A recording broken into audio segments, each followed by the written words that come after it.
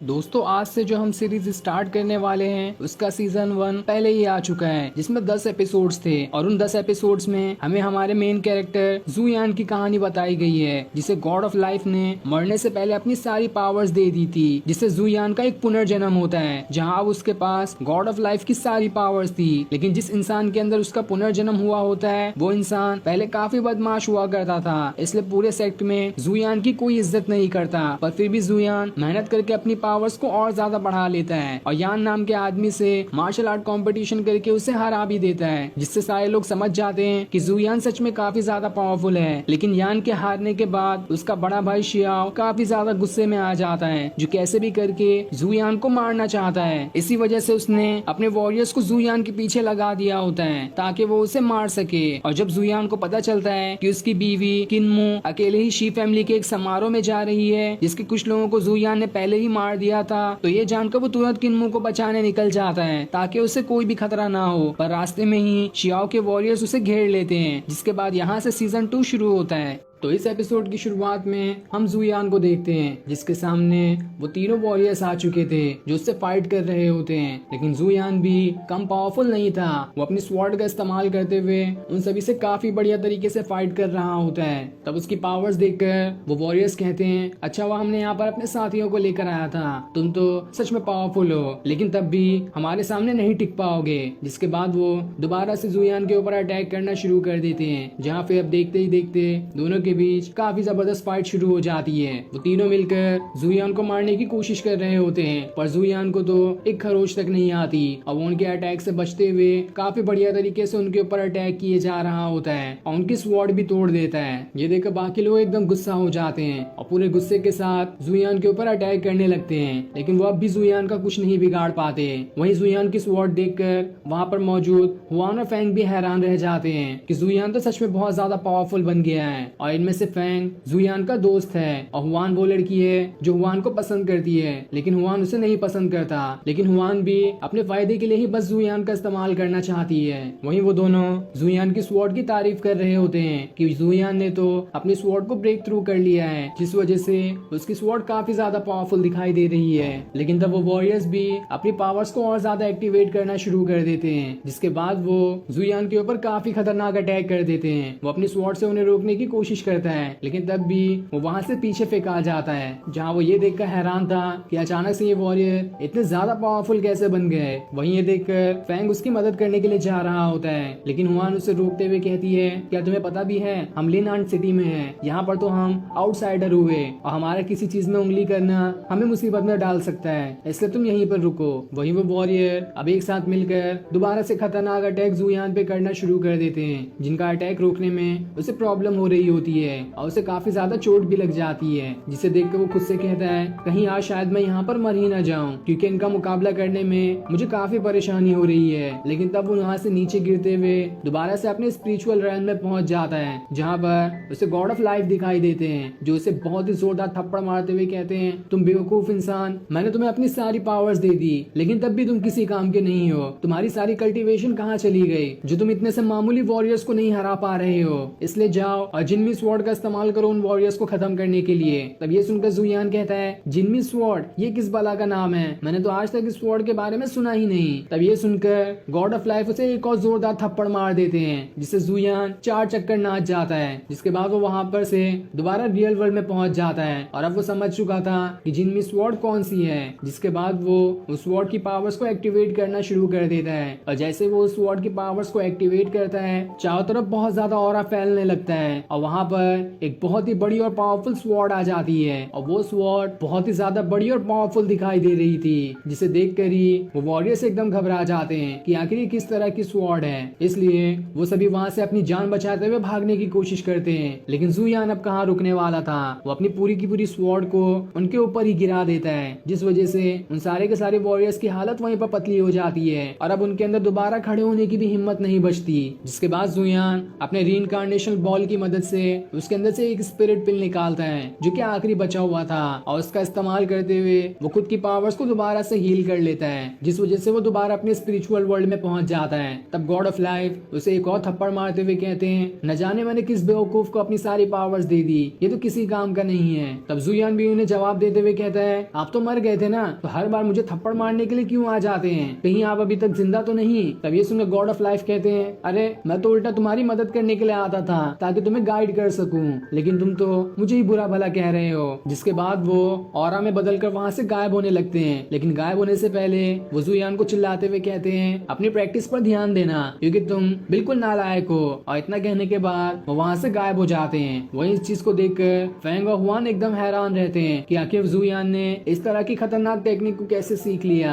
ये तो काफी ज्यादा पावरफुल टेक्निक दिखाई दे रही थी। जुयान सच में पहले से बहुत ज्यादा पावरफुल बन गया है, न जाने इसके पास कौन सी ऐसी चीज हाथ लग गई है जिस वजह से इसकी पावर्स हवा की तरह बढ़ रही है। वही फैंग हुआन को आगे बताता है, कल मैंने इंपीरियल डाइनिंग रूम में जुनतियान सेट के एक डिसाइपल को देखा, न जाने वो वहाँ पर क्या कर रहा था। जिसपे हुआन कहती है, तुम जाओ और उस डिसाइपल की सारी जानकारी लाकर मुझे दे दो, मैं जानना चाहती हूँ कि आखिर वो कौन था। जिसपे फैंग मान जाता है और उससे कहता है, मैंने सुना है कि लिनान सिटी में एक समारोह चल रहा है, वहाँ पर बहुत सारी मुफ्त की शराब भी मिलेगी, इसलिए मैं तो वहीं पर जा रहा हूँ पहले, उसके बाद ही तुम्हारे काम के बारे में सोचूंगा। अगर तुम भी चलना चाहती हो तो आ सकती हो। जिसके बाद वो वहाँ से खुशी खुशी चला जाता है। इधर जुयान उस समारोह में आ जाता है जिसके अंदर उसकी बीवी किन्मो भी है। तब वहाँ पर कुछ लोग जुयान को देखकर उससे कहते हैं, अरे तुम तो वही जीनियस हो ना, तो तुम यहाँ पर आखिर क्या कर रहे हो, तुम जानते भी हो ये जगह सिर्फ जेंटलमैन लोग के लिए है, इसलिए आओ हमारे साथ बैठो, हमें तुमसे कुछ बातें करनी है। लेकिन तब जुयान कहता है, मैं तुम जैसे कचड़ा लोगों के साथ बातें नहीं करता,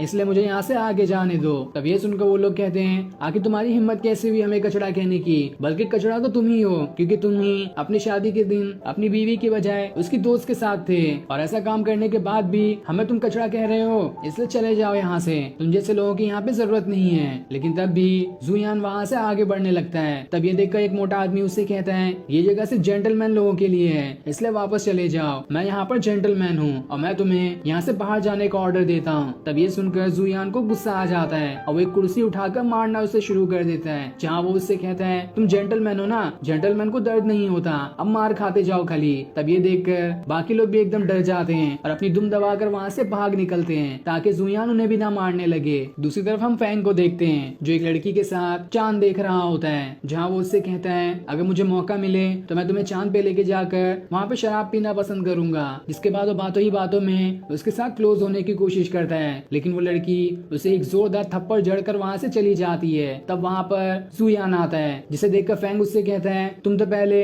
लव गुरु हुआ करते थे, तो मुझे कोई टिप्स दे दो ताकि मैं भी तुम्हारे जैसा लड़कियों के साथ घूम सकूं। तब ये देखकर जुयान उसे एक किताब देता है और उसे कहता है, इसमें कई सारी टेक्निक लिखी हुई है लड़कियों को अपने पास लेके आने के लिए, इसलिए इन टेक्निक का इस्तेमाल करो। मैं तो इन सारी टेक्निक में मास्टर हो चुका हूँ, तुम्हें नमूना देखना है तो रुको मैं अभी दिखाता हूँ। जिसके बाद वो वहाँ पर अपनी मार्शल आर्ट प्रैक्टिस के साथ डांस करना भी शुरू कर देता है। ये देखकर कई सारी लड़कियां अट्रैक्ट होते हुए उधर आने लगती है, जिस चीज से फैंग भी हैरान रह जाता है और जुयान से कहता है, आप तो सच में बहुत बड़े गुरु हो, आप भी मुझे सिखा दो कि ऐसा कैसे करते हैं। जिस पर जुयान कहता है, अरे तुम मेरे साथ रहोगे तो तुम भी बिल्कुल मेरे तरह ही हो जाओगे, मैं तुम्हें सारी चीजें सिखा दूंगा। लेकिन तभी वहाँ पर किन्मो आ जाती है। ये देखकर फैंग घबरा जाता है और जुयान से कहता है, भाई यहाँ से निकल ले वरना बहुत बुरा फंस जाएगा तू। लेकिन तब भी जुयान तो उसके ऊपर ध्यान ही नहीं देता और वो बस अपने ही भाषण किए जा रहा होता है। और तभी वहाँ पर किन्मो आकर अपनी सैंडल से एक जोरदार जुयान के पैर पे मार देती है, जिस वजह से जुयान वहीं पे गिर जाता है और फिर किन्मो गुस्से में वहाँ से जाने लगती है।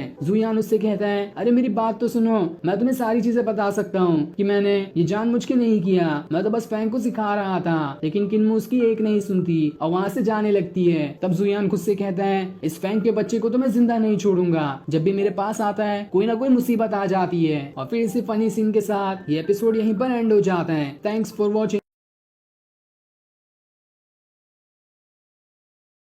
पिछले एपिसोड में हमने देखा था कि जुयान के सामने वो सारे वॉरियर्स आ जाते हैं, लेकिन वो उनका काफी बढ़िया तरीके से सामना करता है और उन्हें अपनी खतरनाक स्वॉर्ड टेक्निक की मदद से मार भी गिराता है। जिसके बाद वो वहाँ से उस जगह पर आता है जहाँ पर अभी उसकी बीवी किन्मू है, लेकिन वहाँ पर आने के बाद कुछ लोग उसका मजाक उड़ाना शुरू कर देते हैं, इसलिए वो उन्हें भी धो डालता है और फिर वहाँ से फैंग के पास आता है। लेकिन यहाँ भी उसका साथ देने की वजह से वो किन्मू से मार खा जाता है। जिसके बाद यहाँ से ये एपिसोड शुरू होता है। अब इस एपिसोड की शुरुआत में जुयान खुद से कह रहा होता है, ये फैंग तो बहुत बुरा है, जब भी मैं इसके साथ होता हूँ मेरे साथ जरूर कुछ ना कुछ गड़बड़ी हो जाती है, आज से तो मैं इससे मिलूंगा ही नहीं। लेकिन तभी उसे किन्मू कहीं दिखाई नहीं देती। वो आसपास ढूंढने लगता है कि आखिर मेरी बीवी कहाँ चली गई। तब उसे सामने किन्मू बैठी हुई दिखाई देती है जो कि एक किताब पढ़ रही थी, इसलिए वो उसके पास जाने लगता है। लेकिन तभी किन्मू के पास कुछ लड़कियां आ जाती है जो उसका वहाँ पर मजाक उड़ाना शुरू कर देती है और वो उसका मजाक भी जुयान की वजह से उड़ा रही थी। वो कहती है इसका हस्बैंड तो किसी काम का नहीं है, वो तो बहुत ही नाकारा है, उसके जैसा घटिया इंसान तो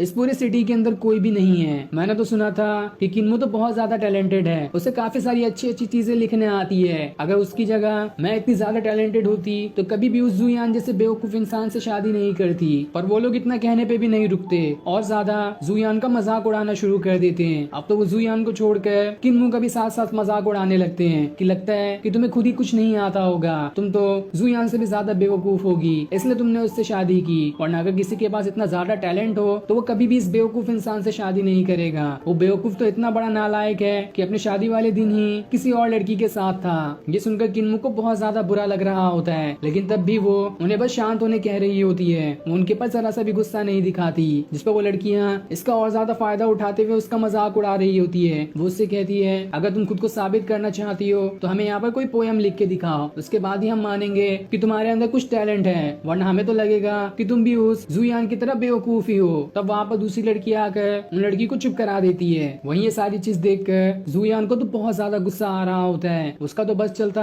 तो वो उन लड़कियों को बहुत मारता, लेकिन वो उनके ऊपर हाथ नहीं उठाता और उन्हें उनका जवाब उनके ही तरीके से देने की सोचता है। जिसके बाद वो एक पेपर पर अपनी गॉड पावर का इस्तेमाल करते हुए एक बहुत ही बढ़िया पोयम लिखना शुरू कर देता है, ताकि जैसे ये पोयम वो लड़कियां पढ़े तो उन्हें लगेगा कि इसे किन्मू ने लिखा है। जिसके बाद वो उसकी तारीफ करने लगेंगी। तभी वहाँ पर फैंग भी आ जाता है जो जुयान से कहता है अरे वाह भाई, तुमने तो बहुत कमाल की किताब दी है, इससे तो हर लड़कियां मेरे पास ही आ रही है, पर अभी जरा मुझे ये बताओ कि तुम लिख क्या रहे हो। पर जुयान उसे कुछ नहीं बताता और जैसे पोयम लिख के पूरा होता है वो उसे रॉकेट बना देता है और हवा में फूंक मारते हुए उसे किन्मू की टेबल की तरफ फेंक देता है। जो रॉकेट उड़ते हुए उस टेबल पे आके गिरता है। तब उन लड़कियों की नजर उस रॉकेट पे पड़ती है, इसलिए वो उसे खोलकर उसे पढ़ना शुरू कर देती है, क्योंकि उन्हें लग रहा था कि ये चीज को भी किन्मू ही नहीं लिखा होगा। पर ये देखकर किन्मू भी हैरान रहती है कि आखिर ये पेपर का टुकड़ा कहाँ से यहाँ पर आया, इसे तो मैंने लिखा ही नहीं। पर जब वो लड़कियाँ उस पेपर पे लिखे हुए पोयम को पढ़ना शुरू करती है तो उनकी आंखें खुली की खुली ही रह जाती है, क्योंकि उसके अंदर काफी अच्छी अच्छी लाइनें लिखी हुई थी जो कि एक बहुत ही ज्यादा माहिर पोएट ही लिख सकता है। और जैसे जैसे वो लड़कियाँ उस पोयम की लाइन को पढ़ना शुरू करती है वैसे वैसे किन्मू को बहुत ज्यादा अच्छा लग रहा होता है और वो उस पोयम की लाइन में ही खोने लगती है, क्योंकि वो पोयम लिखा ही इतना सुंदर तरीके से था जिसे पढ़कर किसी का भी दिल खुश हो जाए। जिसके बाद किन्मू चांद को देखने लगती है और उसे देखते हुए सारी पोयम की लाइन को सुनकर महसूस कर रही होती है, जिस वजह से उसकी बॉडी से बहुत ज्यादा ऑरा बाहर निकलने लगता है, क्योंकि उसका दिल अभी बहुत ज्यादा खुश था और खुशी के मारे वो इतना ज्यादा फूल रही होती है कि चारों तरफ क्रिस्टल की रोशनी निकलने लगती है और आसपास के फूल भी क्रिस्टल में बदलने लगते हैं। ये देखकर फैंग और बाकी भी हैरान थे कि आखिर ये किस तरह का पोयम था, जिसे जैसे ही जुयान ने किन्मू को दिया उसे सुनते ही किन्मू की तो इनर पावर्स एक्टिवेट हो गई। काफी खतरनाक पोयम था ये तो, मुझे भी इस तरह का पोयम लिखना सीखना होगा ताकि मैं भी किन्मू की तरह और भी लड़कियों को हवा में उड़ा सकूं। दूसरी तरफ हम एक आदमी को देखते हैं जिसे ये चीज देखकर बहुत ज्यादा गुस्सा आ रहा था। वो खुद से कहता है लगता है यहाँ पे मेरा प्लान फेल होने वाला है, मैंने काफी मुश्किल से किन्मू को यहाँ पर लेकर आया है ताकि इसे यहाँ पर लाकर खत्म कर सकूं, लेकिन मेरा प्लान फेल हुआ तो मुझे बहुत ज्यादा गुस्सा आ जाएगा। पर मैं अपना प्लान फेल करूंगा ही नहीं, चाहे कुछ भी हो जाए मैं आज किन्मू को यहाँ से जिंदा जाने नहीं दूंगा, क्योंकि ऐसा मौका जल्दी नहीं मिलता है। वही किन्मू अब इतनी ज्यादा खुश होती है कि उसका ऑरा पहले से भी ज्यादा बढ़ जाता है। जिसके बाद वो क्रिस्टल से बने हुए फूलों पे पैर रखते हुए वहाँ से और ऊपर जाना शुरू कर देती है। ये देखकर सारे लोगों की आंखें खुली की खुली ही रह जाती है, क्योंकि किन्मू के अंदर से इतनी ज्यादा ऑरा बाहर निकल रहा था कि उसे उसकी शक्ल भी नहीं दिखाई दे रही होती है, बस आसमान में एक तेज रोशनी चमक रही होती है। जिसके बाद किन्मू हवा में उड़ते हुए आसपास के ऑरा को भी एब्जॉर्ब करना शुरू कर देती है, जहाँ उसके आसपास हजारों तितलियां आ जाती है। जो कि खुद भी क्रिस्टल से बनी हुई थी। और फिर देखते ही देखते चांद से भी रोशनी निकलकर किन्मू के अंदर समाने लगती है। ये देखकर तो फैंग की आंखें खुली की खुली रह जाती है कि आखिर ये किस तरह का पोयम था जिसने किन्मू को तो किसी गॉडेस की तरह बना दिया। बहुत ही रहस्यमयी है ये। जिसके बाद वो जुयान को भी देखने लगता है जो अपनी आंखें किन्मू की तरफ ही किए हुए था और वो अपनी आंखें बंद भी नहीं कर रहा होता है, बस एनी टाइम किन्मू को ही देखे जा रहा होता है। जिस चीज से फैंग भी हैरान रहता है कि आखिर ये किस तरह के कपल हैं, इनके पास कैसे कैसे पावर्स हैं, न जाने ये लोग क्या करते होंगे। ऐसे कपल को तो मैंने आज तक कभी नहीं देखा। अब किन्मू वहाँ से जमीन पर आ जाती है, लेकिन अभी तक उसे ये नहीं समझ में आ रहा था कि आखिर इतनी अच्छी लाइन पोयम में लिख कौन सकता है जिस लाइन ने उसे अंदर से ही इतना ज्यादा खुश कर दिया। पर उसे ये नहीं मालूम होता कि ये लाइन जुयान ने ही लिखी है। जब उसे ये मालूम पड़ेगा तब तो उसकी खुशी 4 गुना बढ़ जाएगी। लेकिन जब वो खुशी हो रही होती है कि तभी वहाँ पर कुछ वॉरियर्स आ जाते हैं जिसे उसी आदमी ने भेजा था किन्मू को मारने के लिए। और वो आते साथ ही अपनी स्वॉर्ड की मदद से किन्मू के ऊपर अटैक करने वाले होते हैं, लेकिन वो उसके ऊपर अटैक करते इससे पहले ही एपिसोड यहाँ पर एंड हो जाता है। Thanks for watching. पिछले एपिसोड में हमने देखा था कि किन्मू शी फैमिली के एक समारोह में आई होती है, लेकिन तब वहाँ पर कुछ लड़कियां आकर उसका मजाक उड़ाना शुरू कर देती है, जिस वजह से किन्मू को बहुत ज्यादा बुरा लगता है। लेकिन तभी वो उनकी बातों को अनदेखा कर रही होती है। तब अपनी बीवी का मजाक उड़ता देख जुयान एक पोयम लिखकर उन लड़कियों के पास भेज देता है, जिसे पढ़कर वो लड़कियां भी हैरान रह जाती है कि कितनी अच्छी पोयम है। साथ ही उस पोयम की लाइन सुनकर किन्मू भी वहाँ से हवा में उड़ना शुरू हो जाती है, क्योंकि उसकी लाइन उसके पूरे मन को भा गई थी। लेकिन तभी वहाँ पर कुछ वॉरियर्स आने लगते हैं जो कि किन्मू को मारने के लिए आए थे। जिसके बाद यहाँ से ये एपिसोड शुरू होता है। तो इस एपिसोड की शुरुआत में हम उन्हीं वॉरियर्स को देखते हैं जो किन्मू के ऊपर अटैक करने के लिए आ रहे थे। लेकिन जैसे वो उसके ऊपर अटैक करने वाले होते हैं, इससे पहले ही वहाँ पर वो लड़की आ जाती है जो उन्हें रोकने की कोशिश करती है, लेकिन वो वॉरियर्स उसे ही उठाकर बहुत दूर फेंक देते हैं। ये देखकर किन्मू भी घबरा जाती है। जिसके बाद वो वॉरियर्स दोबारा से किन्मू के ऊपर अटैक करने के लिए आ जाते हैं, जहाँ वो उसके ऊपर पीछे से अटैक कर रहे होते हैं और इस वजह से उसके हाथ में चोट भी लग जाती है। लेकिन वो वॉरियर्स अब भी नहीं रुकते और अपने पावरफुल वेपन को एक्टिवेट करते हुए किन्मू से लड़ने के लिए तैयार हो जाते हैं, जहां उन्होंने किन्मू को चारों तरफ से घेर लिया होता है और अब किन्मू के पास यहाँ से भागने का रास्ता भी नहीं था। वो वहाँ पर घिर गई होती है। साथ ही वो लोग जो आसपास खड़े थे वो सभी एक जगह छुप जाते हैं ताकि ये सारी फाइट का तमाशा देख सके। वो तो कहते हैं कि ये सारे वॉरियर्स तो पोस्ट हीवन रेल्म में है, इन्हें हराना इतना आसान काम नहीं होगा, तो आखिर किन्मू कैसे इनसे बच पाएगी। वहीं हम एक वॉरियर को देखते हैं जो जैसे ही उड़ते हुए किन्मू के ऊपर अटैक करने वाला होता है, सही टाइम पर वहाँ पर जुयान आ जाता है जो ऐसा खतरनाक अटैक उस वॉरियर पे कर देता है कि वो वॉरियर वहीं पे मारा जाता है, जो कि जुयान के पास एक ही अटैक से मर गया था। जिसके बाद जुयान अपनी बीवी को वहाँ से उठाता है, अपने साथ खड़ा कर लेता है। लेकिन तब बाकी वॉरियर उससे कहते हैं तुम्हारी पावर्स तो सच में बहुत ज्यादा बढ़ गई है, लेकिन खैर कोई बात नहीं, आज एक के साथ एक फ्री मिलेगा मारने के लिए। जिसके बाद एक वॉरियर अपनी किलिंग हेड का इस्तेमाल करता है और जैसे वो अपनी हेड को घुमाता है उसके अंदर से काफी सारी ब्लेड निकलने लगती है, जो सारी की सारी ब्लेड जुयान की तरफ जाने लगती है। लेकिन जुयान इससे बच जाता है और फिर अपनी बीवी को भी गिरने से बचा लेता है। लेकिन तब वो हेड एक मूर्ति का सर काट कर उसे उन लोगों के पास ही फेंक देती है, जो देखकर वो तीनों लोग एकदम घबरा जाते हैं कि अरे ये तो कितना खतरनाक वेपन है, इससे तो हमारा जेंडर ही बदल जाता। वहीं वो वॉरियर दोबारा अपनी किलिंग हेड का इस्तेमाल करते हुए उसे जुयान की तरफ फेंक देता है, जिस चीज से जुयान दोबारा अपनी स्वॉर्ड की मदद से लड़ रहा होता है। लेकिन तब वो वॉरियर अपने हेड के रेप्लिका बनाते हुए कई सारी हेड को जुयान की तरफ भेज देता है, और जुयान इससे भी कहाँ डरने वाला था। वो अपनी स्वॉर्ड का इस्तेमाल करते हुए आसानी से उन सारी हेड को खत्म किए जा रहा होता है। ये देखकर वो वॉरियर भी हैरान था कि आखिर इसके पास इतनी सारी पावर्स कैसे आ गई, ये तो काफी कमजोर था, पर अचानक से कुछ दिनों में इसे क्या हो गया है जिस वजह से बहुत ज्यादा पावरफुल बन चुका है। जिसके बाद जुयान दोबारा से उन वॉरियर से लड़ने के लिए चला जाता है, जहां वो अब अपनी स्वॉर्ड स्लैश टेक्निक का इस्तेमाल करता है और उससे काफी खतरनाक अटैक करते हुए उन वॉरियर्स के ऊपर किए जा रहा होता है, जिसके सामने वो वॉरियर्स भी कमजोर होते हैं। तब जुयान एक वॉरियर के सामने आकर अपनी स्वॉर्ड लेकर खड़ा हो जाता है और एक ही खतरनाक अटैक करते हुए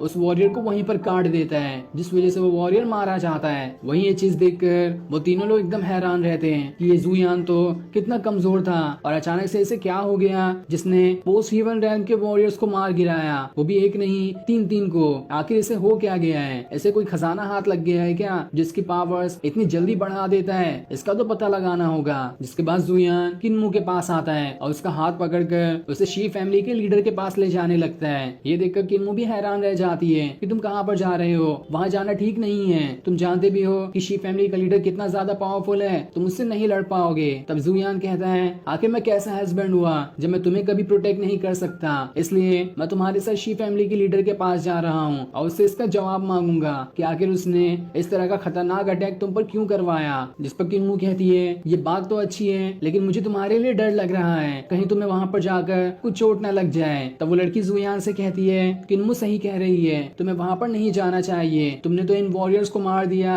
लेकिन इन वॉरियर्स से कहीं गुना ज्यादा ताकत शी फैमिली के लीडर में है, इसलिए वहाँ पर जाना तुम्हारे लिए सही नहीं है। तब जुयान कहता है ये बात भी मुझे वो कह रही है जिसे शी फैमिली ने ही अडॉप्ट किया है, ये भी हो सकता है कि इन सब के पीछे तुम ही इसकी जिम्मेदार हो, इसलिए तुम मेरे सामने तो कोई सलाह मत देना। जिसके बाद वो गुस्से में किन्मू का हाथ पकड़े उसे शी फैमिली के लीडर के पास ले जाने लगता है। किन्मू उसे रोकने की कोशिश करती है लेकिन वो तो सुनने का नाम ही नहीं लेता क्योंकि उसे अब शी फैमिली के लीडर से जवाब चाहिए। अगर वो जवाब नहीं भी देगा तो मुजियान उससे लड़ेगा और अपनी बीवी का बदला लेगा उससे। वहीं वो लोग ये देखकर एकदम हैरान रहते हैं कि मुजियान को आखिर हो क्या गया है। इसकी पावर्स तो बड़ी है लेकिन दिमाग और ज्यादा कम हो गया है। ये जानता भी है कि शी फैमिली कौन है, ये अकेला है और शी फैमिली के ही सेक्ट के अंदर आ चुका है और जिसके बाद वो शी फैमिली के लीडर से लड़ने जा रहा है। क्या कमाल की बात है, लगता है ये अपने आप को किसी तरह का हीरो समझता है, इसलिए हिम्मत दिखाते हुए दुश्मन के इलाके में घुसकर उसके ही लीडर से जवाब मांगने जा रहा है। ये तो सच में पागल हो चुका है, पर खैर कोई बात नहीं है, ये चीज देखने में तो मजा ही आएगा।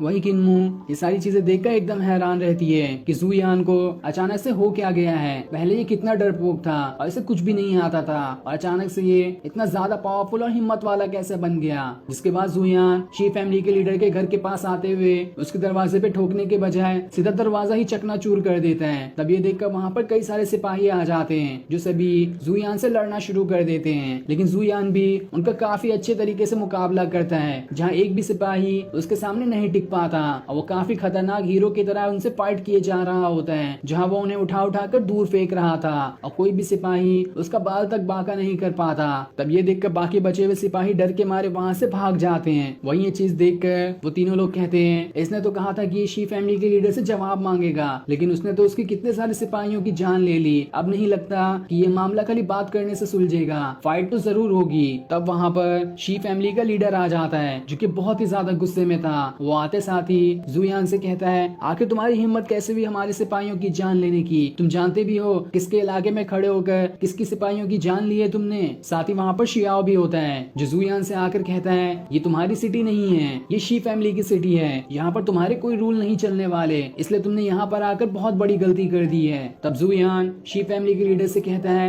मुझे बस इसका जवाब चाहिए कि आखिर तुमने मेरी बीवी को मारने के लिए इन वॉरियर्स को क्यों भेजा था? अगर मैं सही टाइम पे नहीं आया होता तो उसकी जान चली गई होती, तब इसका जवाब कौन देता? वो तो अच्छा हुआ मैंने उन तीनों वॉरियर्स को बस कुछ ही मिनट के अंदर खत्म कर दिया, वरना आज तो कुछ अनहोनी हो जाती। ये सुनकर शियाओ भी हैरान रह जाता है कि अरे मैंने तो कितने पावरफुल वॉरियर को उसे मारने भेजा था लेकिन इस जुयान ने तो बस कुछ मिनट के अंदर ही उनका खेल खत्म कर दिया, आखिर इसे हो क्या गया है? तब शी फैमिली का लीडर कहता है तुम्हारे पास कोई सबूत है कि उन वॉरियर्स को हमने भेजा था? तुमने बस शक की बिना पर हमारे इतने सारे सिपाहियों को मार दिया, इसलिए जवाब तो अब मुझे तुमसे चाहिए, बताओ तुमने आखिर ऐसा क्यों किया? तब जुयान कहता है मुझे गुस्सा दिलाने की कोशिश मत करो, अगर तुम्हें जवाब ही चाहिए तो हमारी दुश्मनी तो पहले से ही है, तुमने हमारी सिटी के कितने लोगों को परेशान किया है, उसकी सजा के लिए मैं तुमसे आज फाइट करूंगा, अगर हिम्मत है तो मुझसे फाइट करने के लिए तैयार हो जाओ। इसके बाद वो अपनी स्वॉर्ड लेकर शी फैमिली के लीडर से लड़ने के लिए तैयार हो जाता है, जो देखकर सारे लोग एकदम हैरान रहते हैं और फिर ये सीन दिखाते ही ये एपिसोड यहीं पर एंड हो जाता है। Thanks for watching. पिछले एपिसोड में हमने देखा था कि जुयान उन वॉरियर से लड़ रहा होता है जिन्हें शी फैमिली ने भेजा था यहाँ पर किन्मू को मारने के लिए, लेकिन जुयान बड़ी ही आसानी से उन सारे वॉरियर्स का सफाया कर देता है, जिसके बाद वो किन्मू को बचा भी लेता है और फिर पूरे गुस्से के साथ शी फैमिली के लीडर के पास जाने लगता है ताकि उससे जवाब मांग सके कि आखिर उसने मेरी बीवी को मारने के लिए वॉरियर्स क्यों भेजे थे। लेकिन जब वो वहाँ पर आता है तो उसकी और शी फैमिली के लीडर के बीच बहस हो जाती है और ये बहस फाइट पर आ जाती है। इसलिए वो दोनों फाइट करने के लिए तैयार हो जाते हैं। जिसके बाद यहाँ से ये एपिसोड शुरू होता है। तो इस एपिसोड की शुरुआत में हम शी फैमिली के लीडर को देखते हैं जो ज़ुयान से कहता है, बेवकूफ और नादान, तुम जानते भी हो कि हमारा सेक्ट कितना ज्यादा पावरफुल है और तुम मुझसे ही आकर फाइट करने के लिए चैलेंज कर रहे हो। ये तुम्हें बहुत ज्यादा महंगा पड़ेगा, इसकी सजा मैं तुम्हें देकर ही रहूंगा। जिसके बाद वो अपने वेपन को एक्टिवेट करते हुए ज़ुयान से फाइट करने के लिए चला जाता है। लेकिन तब ज़ुयान भी उससे अपनी स्वॉर्ड लेकर फाइट करना शुरू कर देता है, जहाँ वो उससे कहता है, अरे मैंने तो अभी तक शुरुआत भी नहीं की और तुम पहले से इतनी बड़ी बड़ी बातें कर रहे हो, जिसे सुनकर तो ऐसा लग रहा है कि तुम तो एकदम ज्यादा डर चुके हो। लेकिन खैर कोई बात नहीं, आज मैं तुम्हें मार कर तुम्हारा डर हमेशा के लिए खत्म कर दूंगा। तब ये सुनकर शी फैमिली के लीडर को गुस्सा आ जाता है और वो उससे कहता है, अपनी जुबान पे लगाम दे वरना मुझसे बुरा कोई भी नहीं होगा। जिसके बाद वो अपनी वेपन की पावर्स को और ज्यादा एक्टिवेट कर लेता है, जहाँ उसके वेपन से थंडर की पावर्स निकल रही थी और फिर वो उस वेपन की मदद से ज़ुयान के ऊपर अटैक करना शुरू कर देता है। लेकिन ज़ुयान उस वेपन से बच जाता है और अपनी स्वॉर्ड स्लैश टेक्निक का इस्तेमाल करते हुए लगातार कई सारे अटैक उस शी फैमिली के लीडर के ऊपर करना शुरू कर देता है। जहाँ इस फाइट के अंदर शी फैमिली का लीडर थोड़ा थोड़ा कमजोर दिखाई दे रहा था और ज़ुयान उसके ऊपर भारी पड़ रहा होता है। जिस चीज को देखकर वो आदमी शियाओ से कहता है, न जाने इस ज़ुयान ने अपनी कितनी ज्यादा पावर छुपा कर रखी थी, ये तो धीरे धीरे इतना ज्यादा पावरफुल बनते जा रहा है कि शायद ये अब इसके जितना पावरफुल आगे कोई बन पाएगा। उस पर शियाओ कहता है, बात तो तुम्हारी सही है, इसने इतनी ही आसानी से मेरे भेजे हुए 3 वॉरियर्स को खत्म कर दिया जो कि एकदम पीक लेवल के थे। तो इस हिसाब से ये ज़ुयान सच में बहुत ज्यादा पावरफुल बन चुका है। वहीं ये सारी चीजें देखकर वो तीनों लोग जो छुपकर फाइट देख रहे थे वो लोग भी हैरान रहते हैं कि ये फाइट तो काफी जबरदस्त होते जा रही है। हमें तो लग रहा था कि ज़ुयान तो कुछ ही पल में हार जाएगा, लेकिन उसने तो काफी कड़ी टक्कर दी है शी फैमिली के लीडर को।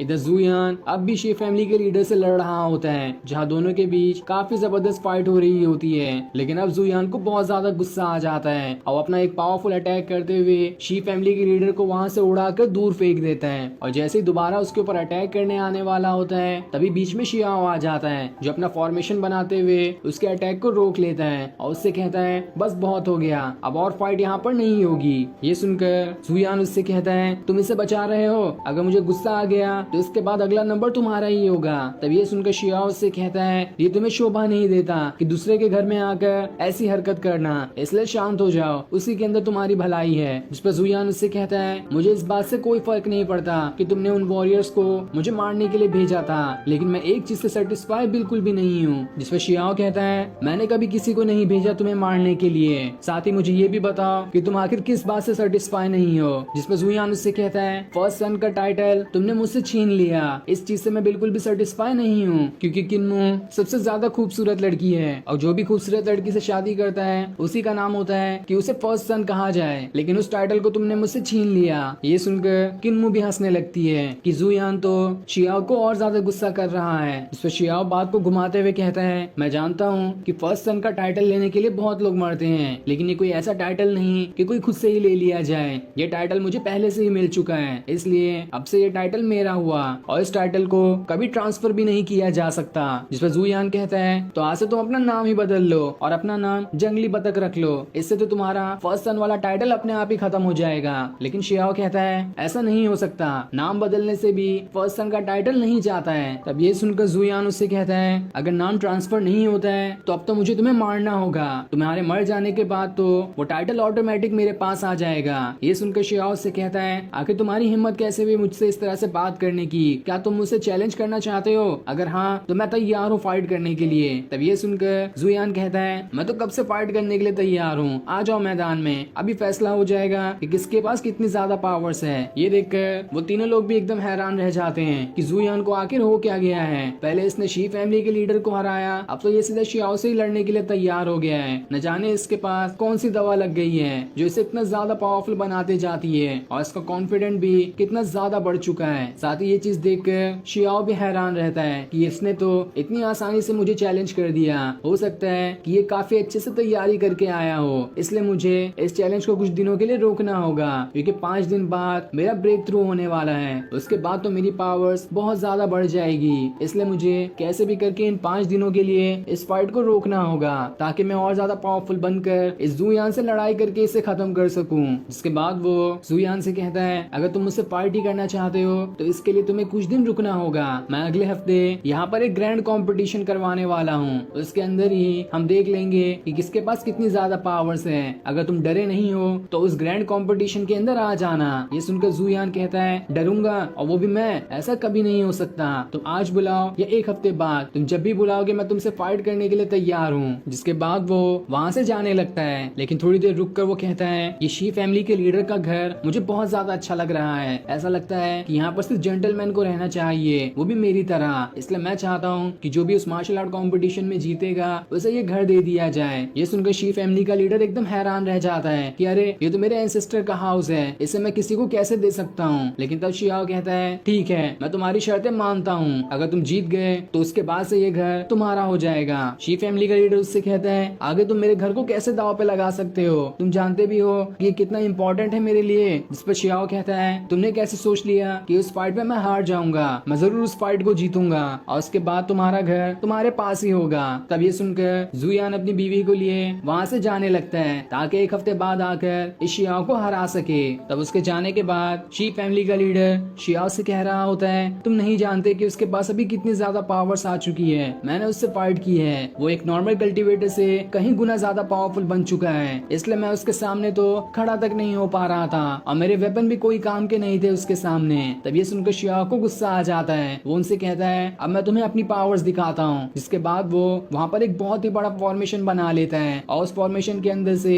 काफी खतरनाक स्वॉर्ड स्लैश अटैक करते हुए सामने रखी एक मूर्ति को चकनाचूर कर देता है। ये देखकर शी फैमिली का लीडर और वो आदमी एकदम हैरान रह जाते हैं कि ये पावर्स तो कम नहीं है, ये काफी ज्यादा पावरफुल दिखाई दे रहा था। इसका मतलब साफ है कि शियाओ जुयान को काफी कड़ी टक्कर दे सकता है। इसके बाद शियाओ उनसे कहता है बस 5 दिन और 5 दिन बाद जुयान का इस दुनिया से खेल ही खत्म हो जाएगा। उस मार्शल आर्ट कॉम्पिटिशन में मैं उसे वहीं पर मार दूंगा। और उसके इतना कहते ही ये एपिसोड यहीं पर एंड हो जाता है। Thanks for watching.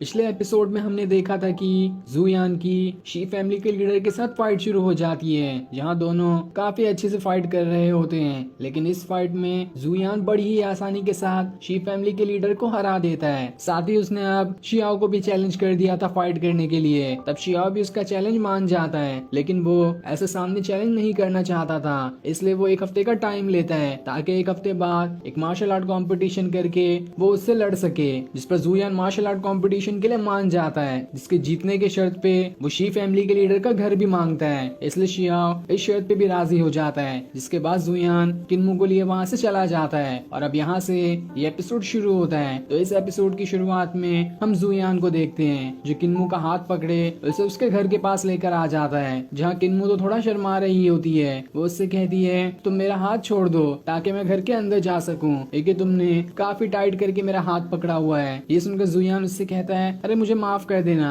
मैंने तो उस पर ध्यान ही नहीं दिया। जिसके बाद वो उसका हाथ छोड़ देता है और फिर किन्मू वहाँ से अपने घर के अंदर जाने लगती है। लेकिन जाते जाते वो जुयान को चेतावनी देते हुए जाती है कि मैं तो अब भी चाहती हूँ कि तुम शियाओ से फाइट ना करो, क्योंकि इसके पास काफी ज्यादा पावर्स है। साथ ही उसने अभी फाइट करने से मना कर दिया और एक हफ्ते बाद की फाइट रखी है। मुझे तो इसमें उसकी कोई चाल लगती है, इसलिए बेहतर यही होगा कि तुम वहाँ पर ना जाओ। जिस पर जुयान कहता है तुम्हें मुझ पर भरोसा नहीं है क्या? मैं आसानी से उस शियाओ का खेल ही खत्म कर दूंगा। वो आज फाइट करने बुलाए या फिर एक हफ्ते बाद, मुझे इससे कोई फर्क नहीं पड़ता कि उसके पास कितनी ज्यादा पावर्स आ गई हो। जिसके बाद वो वहाँ से चला जाता है। अब जुयान जैसे ही थोड़ी दूर आता है उसे वहाँ पर हुआन दिखाई देती है जो एक छत के ऊपर बैठी हुई थी। ये देखकर वो हैरान रह जाता है कि आखिर इतनी रात को ये हुआन अकेले छत पे बैठे हुए क्या कर रही है, इसका क्या प्लान हो सकता है। तब हुआन उससे कहती है तुम्हें मुझ पर शक करने की कोई जरूरत नहीं है, मेरा कोई भी प्लान नहीं है। मैं तो बस तुम्हें यहाँ ये बताने आई थी कि शियाओ की एक हफ्ते के अंदर अपनी कल्टीवेशन पूरी होने वाली है, इसलिए उसने एक हफ्ते का टाइम दिया है तुमसे फाइट करने के लिए। यही वजह है कि मैं तुम्हें यहाँ पर सावधान करने आई हूँ ताकि तुम उससे फाइट करने के लिए ना जाओ। लेकिन जुयान को तो अब भी कोई फर्क नहीं पड़ता, वो शियाओ से फाइट करने के लिए अभी तक के तैयार होता है। तब ये सुनकर हुआन उससे कहती है मेरे साथ चलो, मैं तुम्हें कुछ दिखाना चाहती हूँ। लेकिन जुयान कहता है मुझे तो इसमें कुछ डाउट लग रहा है, इसलिए मैं अभी तो तुम्हारे साथ नहीं जा सकता। लेकिन तब हुआन उससे कहती है मैं चाहती चाहती हूँ कि तुम मेरा एक छोटा सा काम करो, जो चीज मैंने अभी तुम्हें बताई है तुम उसे सीक्रेट रखना। उसके बाद तुम जान जाओगे कि आखिर मैं तुम्हें इसे सीक्रेट रखने के लिए क्यों कह रही हूँ। और इतना कहने के बाद वो वहाँ से चली जाती है। ये देखकर जुयान खुद से कहता है ये हुआन और फेंग बिल्कुल अलग ही किस्म के लोग हैं, इन्हें समझना तो मेरे बस की ही बात नहीं है। अब हम अगले दिन का सीन देखते हैं, जहाँ पर जुयान किन्मू के फादर के पास आया होता है, जो उसे काफी ज्यादा चिल्ला रहे होते हैं। वो उससे कहते हैं तुम जानते भी हो कि शियाओ कितना ज्यादा पावरफुल है, तुमने तब भी उससे फाइट करने का चैलेंज एक्सेप्ट कर लिया। तुम्हें वहाँ पर उससे फाइट करने के लिए भेजना मतलब कि साफ साफ ये है कि तुम्हारी वहाँ पर जान जाने वाली है। इस पर जुयान कहता है अरे फादर इन लॉ परेशान क्यों होते हैं, मेरे पास कम पावर्स नहीं है, मैं बड़ी ही आसानी के साथ उस शियाओ का वहीं पर खेल खत्म कर दूंगा, इसलिए आपको जरा भी टेंशन लेने की कोई जरूरत नहीं है। जिसके बाद वो वहाँ पर अपनी एक टेक्निक भी दिखाता है कि उसके पास अभी कितनी ज्यादा पावर्स है, और उस टेक्निक के हिसाब से वो वहाँ पर अपने कई सारे डुप्लीकेट बना लेता है। ये देखकर किन्मू के फादर भी हैरान रह जाते हैं कि इसके पास तो सच में अच्छी टेक्निक है। जिसके बाद जुयान उनसे कहता है अगर आपको कुछ और नहीं कहना है तो क्या मैं यहाँ से जा सकता हूँ, क्योंकि मुझे अपनी काफी सारी प्रैक्टिस करनी है। तब उसके जाते हुए देखकर किन्मू के फादर उसे रोक लेते हैं, अपने मन में कुछ सोचने लगते हैं, जहाँ वो खुद में ये कहते हैं कि जुयान के पास तो अब काफी ज्यादा पावर्स आ चुकी है और ये अब अच्छी अच्छी कल्टीवेशन को संभालने के लायक है, इसलिए अब मुझे उस टेक्निक को इसे दे देना चाहिए जो कि इसके फादर ने मुझे दी थी अपनी अमानत समझकर, ताकि मैं बाद में जुयान को वो टेक्निक सिखा सकूं। तो अब मुझे लगता है कि वो टाइम आ चुका है जुयान को वो टेक्निक सिखाने का। जिसके बाद वो जुयान को प्रैक्टिस ग्राउंड में ले जाने लगते हैं ताकि उसे वहाँ पर वो टेक्निक सिखा सके जो उसके फादर ने छोड़ी थी। जहाँ आने के बाद वो सबसे पहले उस टेक्निक का नमूना दिखाते हैं कि आखिर ये टेक्निक किस तरह से काम करती है, और उस टेक्निक को एक्टिवेट करते हुए वो अपनी सबसे पहले स्वॉर्ड की पावर्स को एक्टिवेट करते हैं। और जैसे ही उसकी पावर्स एक्टिवेट होती है वो एक बहुत ही पावरफुल और खतरनाक स्वॉर्ड स्लैश अटैक दीवार पे कर देते हैं, जिस वजह से दीवार तो भूसे की तरह चकनाचूर हो जाती है। ये देखकर जुयान एकदम हैरान रह जाता है। तब किन्मू के फादर उससे कहते हैं ये टेक्निक तुम्हारे फादर ने मुझे दी थी ताकि मैं बाद में तुम्हें सिखा सकूं, साथ ही ये टेक्निक बहुत ज्यादा पावरफुल है, अभी तो मेरे पास उतनी ज्यादा पावर्स नहीं है कि मैं इस टेक्निक का पूरा अच्छे से इस्तेमाल कर सकूं, क्योंकि जिसके पास जितनी ज्यादा पावर्स होती है वो उसी हिसाब से इस टेक्निक का इस्तेमाल कर सकता है। कहा तो ये भी जाता है कि इस टेक्निक के अंदर इतनी पावर्स है कि वो स्काई को भी काट दे, और उस टेक्निक को स्काई हंटिंग कहा जाता है। मैं चाहता हूँ कि तुम उस स्काई हंटिंग टेक्निक को इन 7 दिनों के अंदर सीख लो, और अगर 7 दिनों के अंदर तुमने उस टेक्निक को नहीं सीखा तो मैं तुम्हें शियाओ से लड़ने के लिए जाने नहीं दूंगा, क्योंकि इस टेक्निक के बगैर तुम उसका अच्छे से मुकाबला भी नहीं कर सकते।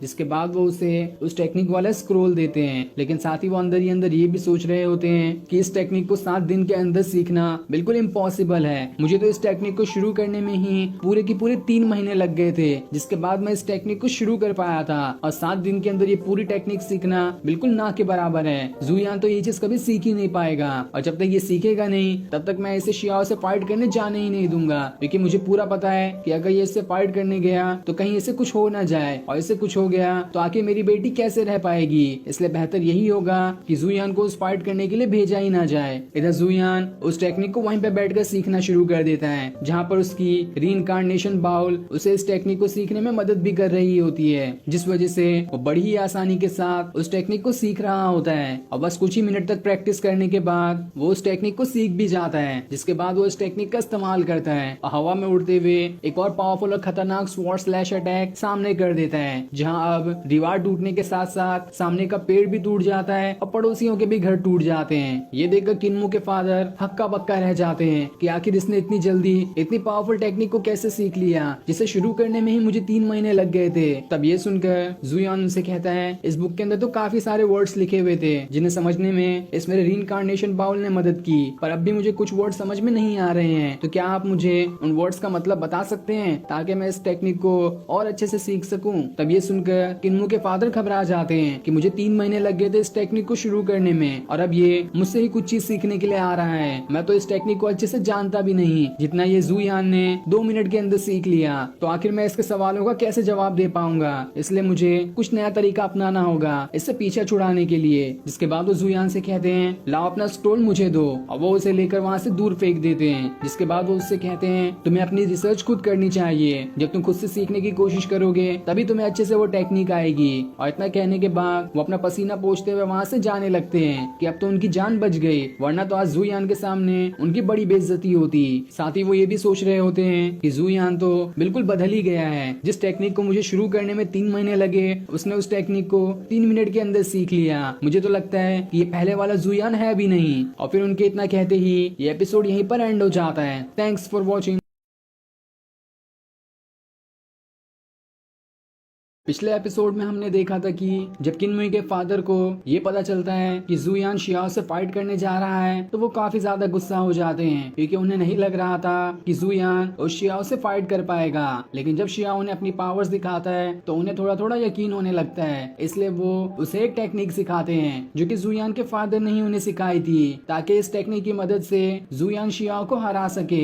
इसलिए जुयान बड़ी ही आसानी के साथ उस टेक्निक को सीख जाता है। जिसके बाद यहाँ से एपिसोड शुरू होता है। तो इस एपिसोड की शुरुआत में हम जुयान को देखते हैं जो कि उस स्क्रॉल की जो जो चीजें उसे समझ नहीं आई थी वो उन्हें सीखने की कोशिश कर रहा होता है, ताकि वो उस स्क्रॉल को पूरी तरह से अच्छे से समझ सके। साथ ही इस चीज में उसका रीइंकार्नेशन बाउल मदद भी कर रहा होता है, ताकि वो आसानी से उन सभी टेक्निक को सीख जाए। इसलिए वो उस स्क्रॉल की बची हुई टेक्निक को भी सीखना शुरू कर देता है, जिसमें अलग अलग तरह की टेक्निक लिखी होती है। और थोड़ी देर प्रैक्टिस करने के बाद उसका रीइंकार्नेशन बाउल उसे वो बची हुई टेक्निक भी सिखा देता है, जिस वजह से अब जुयान के पास उस स्क्रॉल वाली सारी टेक्निक आ गई थी। ये देखकर वो बहुत ज्यादा खुश होता है कि मेरे रीइंकार्नेशन बाउल ने तो इतनी सारी टेक्निक मुझे बस कुछ ही टाइम में सिखा दी। मेरे पास तो अभी वैसे भी 7 दिन है उस मार्शल आर्ट कॉम्पिटिशन के लिए। मुझे तो पूरी उम्मीद है कि उस 7 दिन के अंदर मैं और भी कितनी सारी टेक्निक सीख जाऊंगा, जिसके बाद वो शियाओ तो मेरे सामने खड़ा तक नहीं हो पाएगा।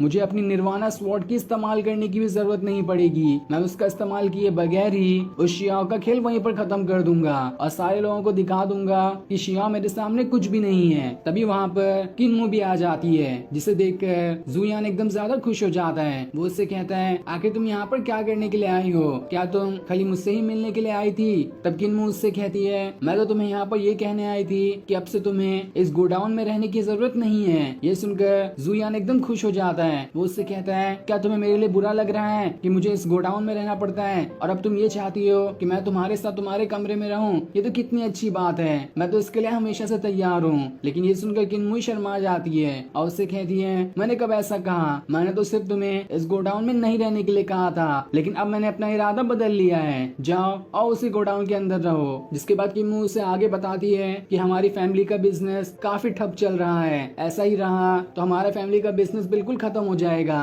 बिल्कुल जाओ फैमिली की तरह। ये सुनकर जुयान हैरान रह जाता है कि अरे ये जाओ फैमिली कौन है? मैंने तो पहली बार इनके बारे में सुना है। तब किन्मू उसे बताती है हमारे यहाँ पर आने से पहले यहाँ पर जाओ फैमिली रहा करती थी, जिनका भी वेपन का बिजनेस था, लेकिन उनका बिजनेस बिल्कुल खत्म हो गया। और जाओ फैमिली का लीडर जिसका नाम जाओ शैन है वो एक भिखारी बन चुका है और गली गली भटकता फिरता है। इसलिए मैं नहीं चाहती कि हमारा बिजनेस भी उसी तरह का हो जाए जिससे मेरे फादर को वैसा करने की नौबत आए। इसलिए हमें काफी ज्यादा मेहनत करनी होगी ताकि हमारा बिजनेस बहुत अच्छे से चल सके। ये सुनकर जुयान एकदम हैरान रह जाता है। और फिर किन्मू के वहाँ से जाने के बाद जुयान खुद में सोचने लगता है कि अब तो मुझे जाओ शैन से मिलना ही होगा। ये तो मुझे कमाल का इंसान लग रहा है, शायद हो सकता है कि मैं उसकी मदद करूं तो बाद में हमारे फैमिली के बिजनेस को बढ़ाने में और मदद कर सकता है। इसलिए वो जाओ शैन को ढूंढने के लिए वहाँ से निकल जाता है। अब जुयान वहाँ से आगे बढ़ते हुए एक इलाके में आ जाता है जहाँ पे ज्यादातर भिखारी लोग ही रहा करते हैं।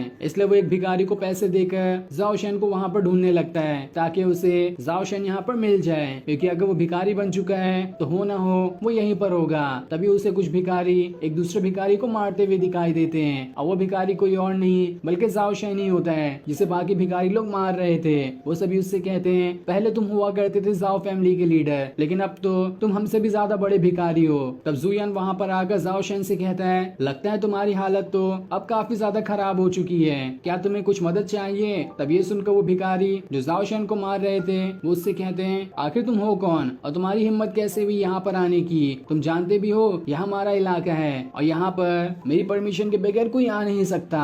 लगता है तुम्हें अपनी जान प्यारी नहीं है, इसलिए तुम्हें सबक सिखाना होगा। वही जाओ शैन जुयान से कहता है मेरी मदद करो, इन लोगों ने मुझे बहुत मारा है, मेरी एक एक हड्डी टूट चुकी है, मैं खड़े होने के भी लायक नहीं हूँ, मेहरबानी करके मुझे यहाँ से बाहर निकालो। तब ये सुनकर भिखारी लोग उससे कहते हैं कोई नया आदमी देखा नहीं कि तू तुमने उनके सामने हमारी बुराई करना शुरू कर दिया, इसकी सजा तुम्हें जरूर मिल के रहेगी। तब वहाँ पर जुयान आता है जो अपनी नीडल फॉर्मेशन का इस्तेमाल करते हुए जाओ शन को ठीक करने की कोशिश कर रहा होता है, जहाँ वो अपने फॉर्मेशन के साथ साथ कई सारी नीडल भी निकाल लेता है और उसे जाओ शन की बॉडी के अंदर डालते हुए उसके सारी चोटों को ठीक करने की कोशिश कर रहा होता है ताकि वो बिल्कुल ठीक हो सके। तब जैसे जैसे उसके अंदर सुई जा रही होती है, जाओ शन को काफी अच्छा महसूस हो रहा होता है क्योंकि उसकी जो भी हड्डियां टूटी थी वो धीरे धीरे करते हुए वापस से ठीक हो रही होती है। साथ ही जुयान उससे कहता है ये तो बस शुरुआत ही है, मैं रुको तुम्हें पूरी तरह से ठीक कर देता हूँ और जो तुम्हारे पास पहले पावर्स नहीं थी वो भी तुम्हें दे दूंगा। जिसके बाद वो अपनी गॉड पावर का इस्तेमाल करते हुए कैसे किसी इंसान को अच्छे से ठीक किया जा सकता है वो टेक्निक ढूंढने लगता है और जैसे उसे वो टेक्निक मिलती है वो उस टेक्निक का इस्तेमाल करते हुए जाओ शन को पूरी तरह से ठीक कर देता है। जहाँ अब वो हवा में उड़ने लग गया था लेकिन अभी उसके पास भिखारी वाले ही कपड़े होते हैं, इसलिए जुयान उसे एक बढ़िया से कपड़े भी दे देता है। जिसके बाद जाओ शन अब पूरी तरह से ठीक हो चुका था और उसके पास काफी सारी पावर्स भी आ गई होती है। ये देखकर वो एकदम ज्यादा खुश होता है कि अरे वाह, पिछले 3 साल से मैं इस चीज का इंतजार कर रहा था, आज मुझे वो मौका मिल ही गया, आज मेरी पावर्स पूरी तरह से रिकवर हो चुकी है। ये देखकर तो उन भिखारियों के पसीने छूट जाते हैं जो उसे मारा करते थे। वो कहते हैं आखिर ये लड़का था कौन जिसने इस भिखारी को पूरी तरह से ठीक कर दिया, लगता है हमें यहाँ से भागना ही होगा वरना ये तो हमारी जान ही ले लेगा। लेकिन तब जाओ शन उनसे कहता है तुम लोगों ने मुझे बहुत परेशान किया है, इसकी सजा मैं चुन चुन के तुमसे लूंगा, इसलिए आज का दिन तुम्हारे लिए आखिरी होगा।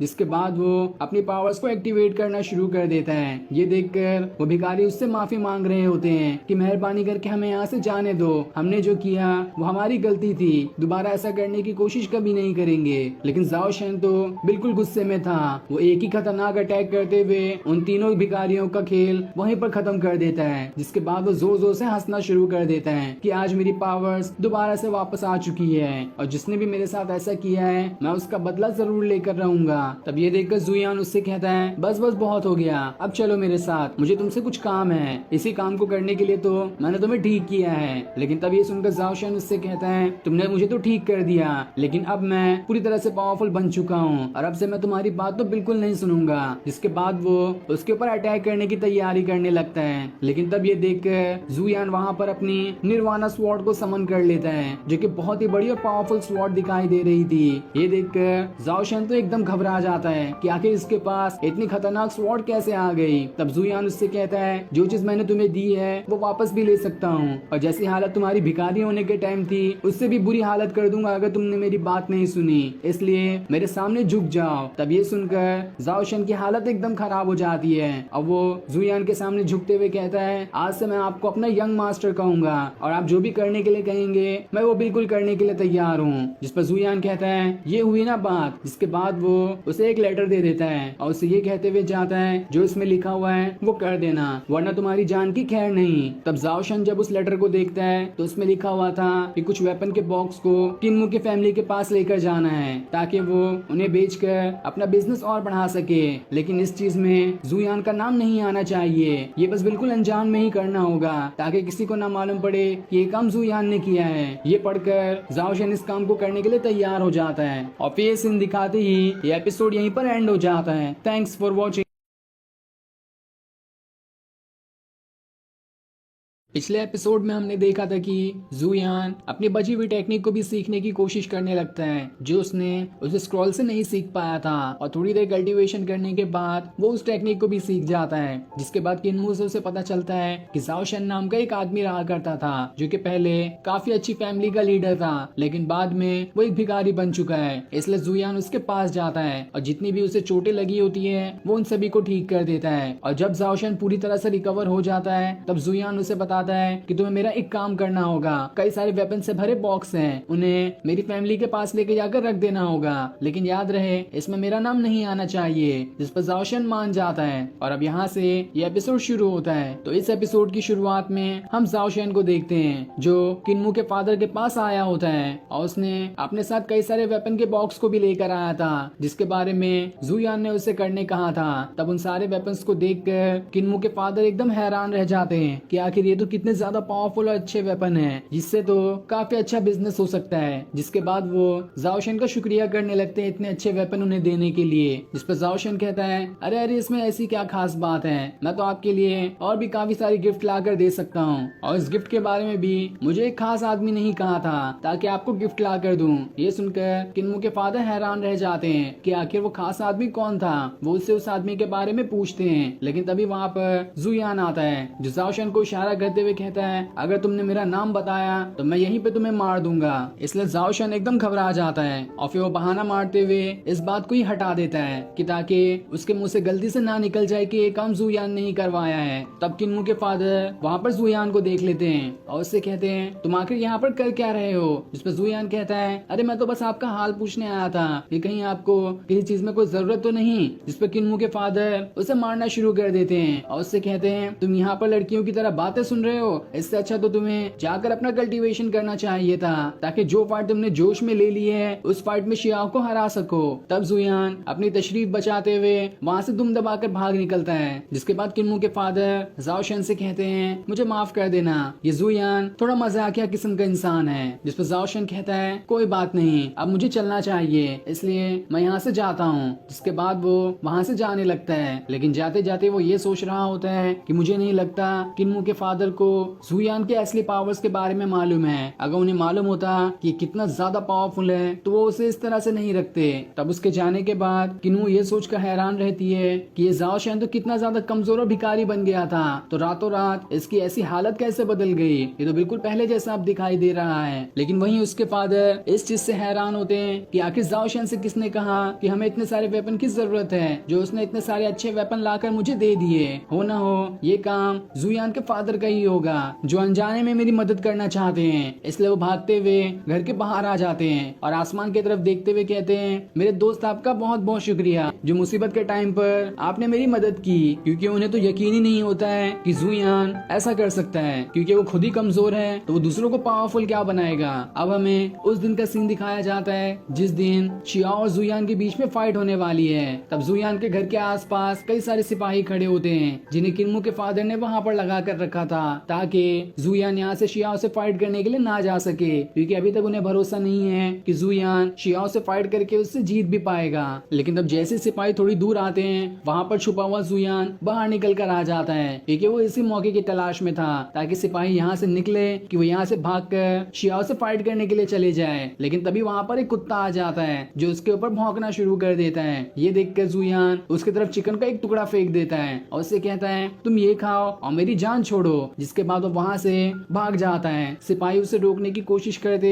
लेकिन कोई फायदा नहीं होता और वो वहाँ से शियाओ से फाइट करने के लिए निकल जाता है। दूसरी तरफ हम उस बैटल एरिना को देखते हैं जहाँ पर जुयान और शियाओ के बीच फाइट होगी और वहाँ पर शियाओ पिछले 3 घंटे से जुयान का इंतजार कर रहा होता है कि आखिर वो कब यहाँ पर आएगा और उसे मैं फाइट करके उसे आज यहाँ पर जान से मार सकूं। साथ ही वहाँ पर आसपास खड़े हुए लोग जुयान के बारे में ही कह रहे होते हैं कि मुझे तो लगता है कि जुयान डर गया जब उसे मालूम हुआ होगा कि वो शियाओ के सामने कुछ भी नहीं है, तो वो इस कंपटीशन को ही छोड़कर यहाँ से भाग गया है ताकि उसे शियाओ से ना लड़ना पड़े। और ये बात तो सही भी है क्योंकि जुयान शियाओ के सामने तो रद्दी बराबर भी नहीं है, तो वो आखिर क्या ही इससे लड़ लेगा। वहीं पर फेंग और हुआन भी होते हैं जो दोनों भी आपस में बात कर रहे थे कि जुयान अभी तक यहाँ पर आया क्यों नहीं, उसने तो खुद ही चैलेंज लिया था और अब यहाँ पर सभी लोग उसका 3 घंटे से इंतजार कर रहे हैं, लेकिन अभी तक यहाँ पर क्यों नहीं आया। पर हुआन को तो भरोसा होता है कि जुयान कैसे भी करके यहाँ पर आएगा ही। तब एक सिपाही शियाओ से कहता है, पिछले 3 घंटे निकल चुके हैं, जुयान अभी तक नहीं आया, तो क्या इस फाइट को बंद कर देना चाहिए। लेकिन इस चीज से तो